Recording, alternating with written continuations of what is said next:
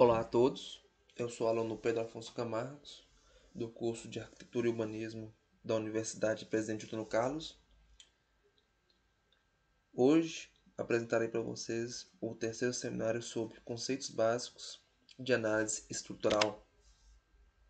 Os pontos a serem abordados nesse seminário serão as classificações, as condições básicas, os métodos básicos da análise, o comportamento linear e a superposição de efeitos, estruturas estaticamente determinadas e indeterminadas e determinações de graus de hiperestabilidade. Conceitos básicos de análise estrutural. O que é? E nesse seminário se resume em alguns conceitos básicos da análise estrutural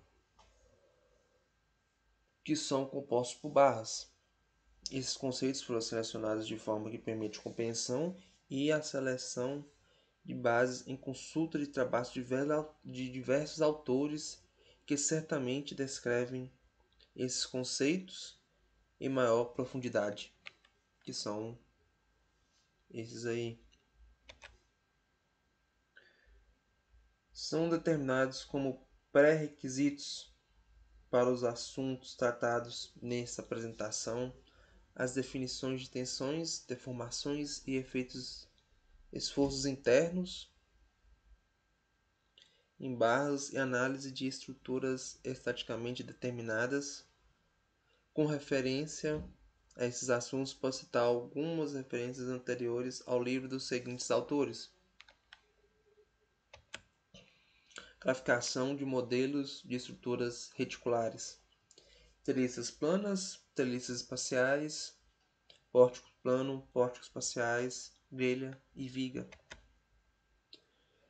Nessa apresentação, será direcionada para a análise da estrutura reticular. Isso é uma estrutura formada por barras. Todas as estruturas apresentadas nessa apresentação, nesse seminário, serão estruturas de barras. Também são definidos sistemas de eixos globais de estruturas e de eixos locais das barras, que serão mostradas a vir, né? Tem seções que fazem uma classificação dos tipos de um modelo estrutural reticular, de acordo com seus arranjos espaciais e suas cargas. Vou mostrar uma figura, a primeira figura, que serão um total de 8 figuras. A primeira figura é um exemplo de um quadro ou um pórtico plano. Um quadro plano é uma figura de modelo estrutural plana e uma estrutura é uma estrutura tridimensional. Esse modelo pode corresponder a uma fatia da estrutura ou pode representar uma simplificação para um complemento tridimensional. Peço perdão. Estruturas desse tipo são contidas em apenas um plano, que pode ser formados pelos os eixos x e y, né? E pode ter também um eixo em torno do z, que será mostrado adiante. Essa é a primeira figura, o eixo global de cargas e reações, e deslocamentos e rotações em um quadro plano, ou como um pórtico, se depender da situação, que se encaixa nessas duas situações. A figura 1 também indica a configuração deformada da estrutura, com o complemento de deslocamento e rotação dos nós. A simplificação adotada para o modelo estrutural de quadros planos, ou, como falei, dos pórticos, que não existe deslocamento na direção transversal ao plano de direção Z da rotação, como é apresentado aí. Alguns deslocamentos são deslocamento em direção ao eixo global Y, o deslocamento ao eixo global X e uma rotação em torno do eixo Z. As ligações entre as barras de um pórtico plano são consideravelmente perfeitas.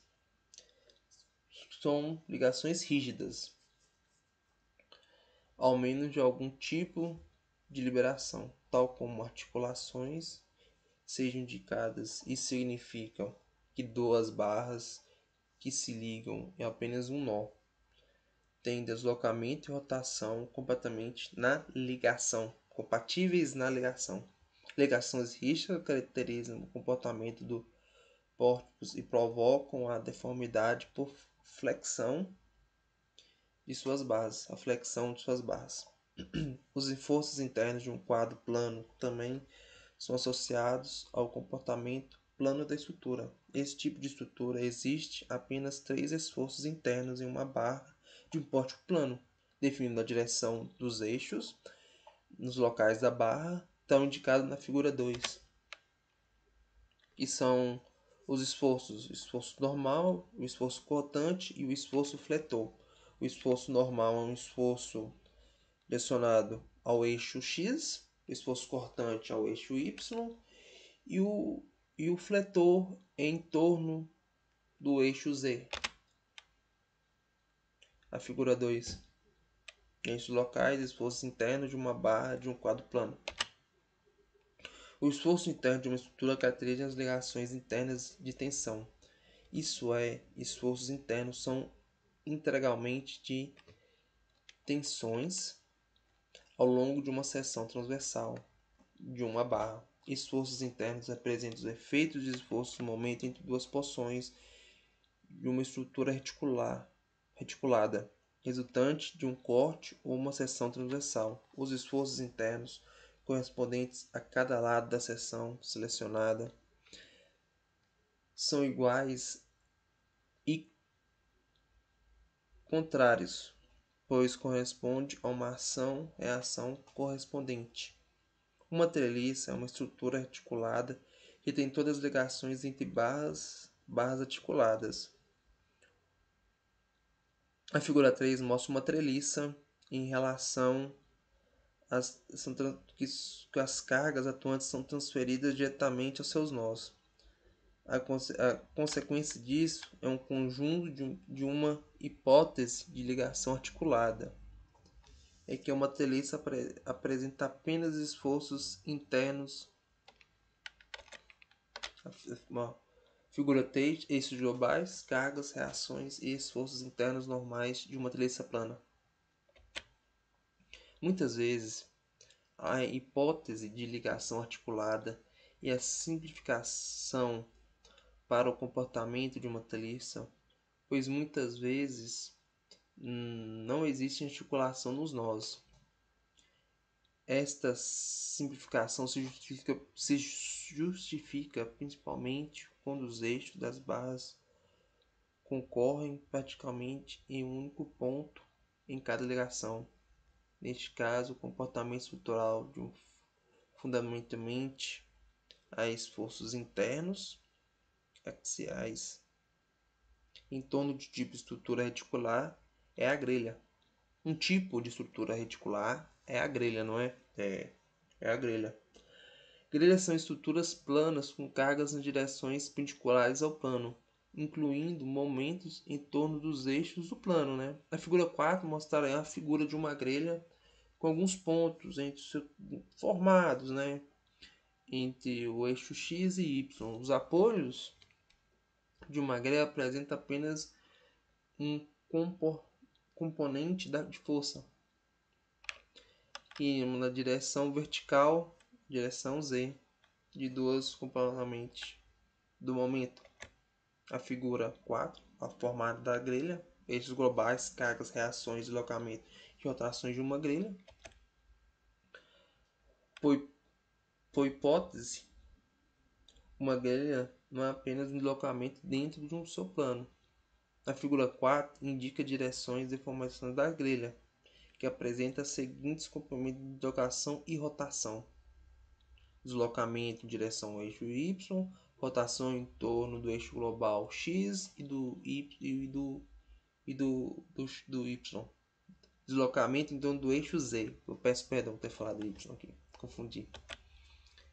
Em geral, as ligações entre as barras de uma grelha são rígidas, mas é possível que ocorram articulações, fazê-la treliçada em si. Uma ligação articulada de barras de uma grelha pode liberar apenas uma compensão de rotação ou pode liberar dois componentes, né?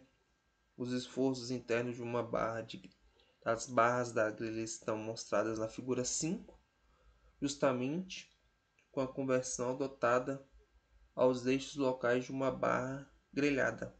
São três esforços internos: Q igual a QZ, M que é igual a MY e T igual a TX. O esforço cortante, o momento fletor e o momento de torção.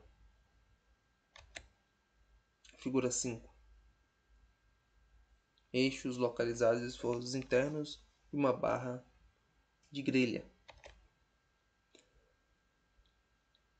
É interessante fazer uma comparação entre os componentes de deslocamento e rotação de quadros planos e grelhas, bem como esses tipos de esforços internos. A tabela 1, que eu mostrarei mais na frente. Observe-se que o componente é nulo, que o quadro plano não é e nula parte uma grelha e vice-versa. A tabela também mostra as diferenças entre os esforços internos de quadros planos e quadros planos não aparentes no momento de torção. Barras em um quadro plano de uma grelha apresentam esforços cortantes, mas elas também em direções destinadas à relação aos eixos locais. O mesmo ocorre nos momentos fletores. A tabela 1, tabela de comparação. Condições básicas da análise estrutural. No contexto da análise estrutural, o cálculo corresponde a determinado dos esforços internos da estrutura, das reações de apoio, dos deslocamentos e rotações e das tensões e deformações. A metodologia de cálculo são predominantemente matemáticos, que resultam nas hipóteses adotadas na concepção do modelo estrutural. Eu peço uma desculpa em torno porque eu acho que desde os outros seminários que eu falei, eu não em nenhum momento eu disse o nome realmente de cada momento ou expliquei os cálculos. É porque vou falar que eu não sei meio falar em si os nomes de cada coisa certamente, né? Aqui são as condições matemáticas, né? Que o modelo estrutural tem essa ativação para preparar adequadamente o componente estrutural em relação às dívidas nos seguintes grupos, né? A condição de equilíbrio, condição de comportamento, entrelocamento e deformação, condição sobre o comportamento dos materiais com a estrutura.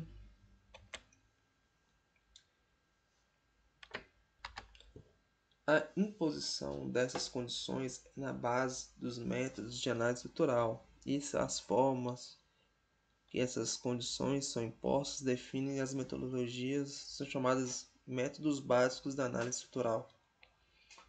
Essas seções especificam as condições básicas para um modelo estrutural que atende através de três bases articuladas do matemático Tereshik e Gelry em 1994, mostrado na figura 6. Existe uma força interna aplicada em P, que é a estrutura conectada em três barras. É mostrado na figura 6. Figura 6. Condição de equilíbrio. Nessa apresentação, eu passarei bem rápido sobre condição de equilíbrio, pois já foi abordado em um outro seminário, né? Condição de equilíbrio, no qual não são considerados problemas nas vibrações onde problemas de vibração ou de dinâmica da estrutura. Condições de equilíbrio são condições que garantem o equilíbrio estático de qualquer posição isolada da estrutura ou de uma estrutura em todo, né? Na figura 6, o equilíbrio tem de se garantir globalmente. Isso é a estrutura como um todo em cada barra isolada e em cada só no isolamento, né? Esse exemplo simples em que só existem esforços internos axiais nas barras, que são as forças normais, ou as três reações de apoios no aumento de pontos inferior, na verdade são reações que são os próprios esforços normais nas barras, tais como os indicados na figura 6. Além disso, a simetria da estrutura impõe que os esforços normais das barras inclinadas, ou seja, igual. Dessa forma, o equilíbrio no nó inferior na direção vertical y garante o equilíbrio global da estrutura. Condições de compartilhamento entre deslocamento e deformações. As condições de compartilhamento entre deslocamento e direções geometricamente que devem ser satisfeitas por garantir que a estrutura, ao se deformar, permaneça contínua, sem vazios ou superposições de seus pontos e competente aos seus vínculos externos. Deve-se ressaltar que condições de compartilhamento não têm relação alguma com propriedade de resistência dos materiais estruturais, né? As condições de compatibilidade são expressas por relações geometricamente impostas no modelo estrutural para garantir a continuidade do domínio estrutural real. As condições de complemento podem se dividir em dois grupos: condições de complemento externo e condições de complemento externa e interna. A externa refere-se aos vínculos externos da estrutura, que garante os deslocamentos de deformações, ou seja, compatível com a hipótese adotada com respeito ao suporte ou ligação em outras estruturas. E a interna garante uma estrutura permaneça ao se deformar contínua no interior dos elementos estruturais, nas barras e nas fronteiras entre os elementos estruturais, e isso principalmente nas barras firmemente ligadas pelos nós que se conectam. No exemplo da figura 6, as condições de completamento externo são determinadamente automaticamente quando só se admite as condições, as configurações de deformidade, né, para a estrutura que tenha deslocamento nulo nos nossos superiores, tal como mostra na figura, será mostrado na figura 7. As condições de complemento interno devem se garantir nas três barras permanentes ligações pelo nó interior e nas configurações de deformidade. Na figura 7, configurações da deforma da estrutura de três barras articuladas. Leis constitutivas dos materiais. O modelo matemático do comportamento dos materiais em um nível macroscópico é complexo por um conjunto de relações matemáticas entre tensões e deformações chamadas de leis da constitutivas. Essas relações contêm parâmetros que definem o comprimento dos materiais. A teoria da elasticidade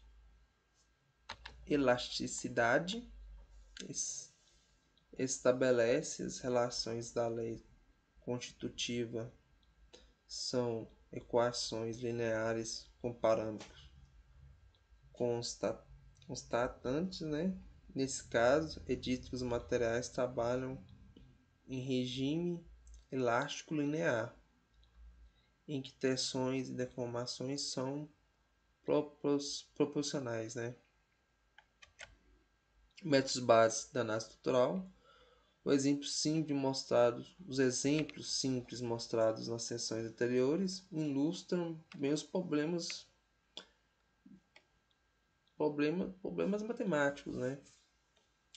Para a análise de uma estrutura hiperestática, pode ser os cálculos de esforços, equações, etc. Uma estrutura hiperestática é simplesmente necessário considerar os três grupos das condições básicas da análise estrutural: a condição de equilíbrio, as condições de comportamento em deslocamento e as condições sobre os comportamentos materiais, como eu já disse antes. Métodos de força. O método de força tem como ideia básica determinar em um conjunto de soluções de força satisfazer a condição do equilíbrio da solução que faz uma condição de compatibilidade que sejam satisfatórias em si. Método de deslocamento. O método de deslocamento tem como ideia básica determinar dentro do conjunto de soluções em deslocamento satisfazer das condições de compatibilidade qual a solução seja fazer com que as condições de equilíbrio também sejam satisfeitas. Comportamento lineares ou superposição de efeitos. Para que se possa utilizar esses princípios, é necessário uma estrutura tenha uma composição linear, ou comportamento linear de uma estrutura que está baseada em duas direções. A primeira, que a matéria trabalha em regime estático linear, elástico linear, e a segunda é que várias hipóteses de pequenos deslocamentos em estrutura relacionada indeterminada, né? Determinadas e indeterminadas. Existem casos especiais que estruturas podem ser forças internas ou externas, né? Determinando apenas de conjuntos de equilíbrio. Essas estruturas são definidas como estruturas esteticamente determinadas ou estruturas isoestáticas. As estruturas que não têm seus esforços internos e externos determinados apenas pelas condições de equilíbrio que são definidas. Como eu já disse num outro seminário, um pouco mais sobre as estruturas estáticas, isoestáticas e hipoestáticas, que entram nesse caso. Essa compreensão foi feita de um pórtico plano, né? Aqui será mostrado na figura 8, a relação entre dois apoios de dois pórticos. Figura 8. Um quadro isoestático e hipoestático, o A e o B. Esse exemplo se ilustra bem as características de estruturas hipoestáticas. Existem infinitas soluções que satisfazem as condições de equilíbrio e foi mostrado pode ser utilizado para satisfazer aquele e resolver todas as situações deles, né? Algumas formas de estrutura são integralmente hiperestáticas, tais como estabelece de um edifício. Os esforços internos de uma estrutura hiperestática têm, em geral, uma distribuição maior otimizada ao longo da estrutura. Determinação do grau de hiperestática, né? Existem várias formas de determinar o grau de expansibilidade de uma estrutura. Serão apresentados processos geral para determinado grau de expansibilidade para pórticos planos e cometer sobre determinação para grelhas. O grau de determinação de hipoestática será conhecido como G. Pode ser definido da seguinte maneira: G é igual ao número de incógnitas do problema de estabilidade menos o número de equilíbrio. As incógnitas do problema de estabilidade dependem dos vínculos de apoio da estrutura e da existência de ciclos de fechamento. aqui pode ser chamada dos anéis, né? Cada componente em relação ao apoio da incógnita, isso aumenta em uma unidade de grau de hiperestabilidade. Por outro lado, cada anel tem um quadro plano de 3 unidades de grau de hiperestabilidade. Pode ser no número de incógnitas do problema de estabilidade dos planos com o número de incógnitas do problema, né? Igual ao número de componentes em relação de apoio mais 3 vezes o número de anéis. Também, com respeito ao número de equações de equilíbrio, deve-se considerar 3 equações que garantem o equilíbrio global, né? Que são o número de equilíbrio, que é igual a 3 equações de equilíbrio global, mais o número de equações vindas de articulações internas. Um ponto interessante a ser abordado aqui é que para as grelhas, não só a distribuição do número de complementos em relação ao apoios de do primeiro e do segundo gênero, o apoio de primeiro gênero, são associados apenas aos complementos de relações em qualquer situação. Apoio do segundo gênero para um quadro plano apresentam 2 composições de reações. Para um quadro espacial, apresenta 3 componentes. E para uma grelha, apresenta apenas um componente. A direção em relação ao apoio do segundo gênero para a grelha é a mesma relação do apoio do primeiro gênero. O oposto da grelha diz em relação apenas ao força da direção Z. Obrigado a todos que assistiram o vídeo. Qualquer coisa, os comentários abaixo estarão para ser digitados, qualquer dúvida e tudo mais. E em breve disponibilizei nos comentários um link para baixar este PDF. Muito obrigado a todos e até mais.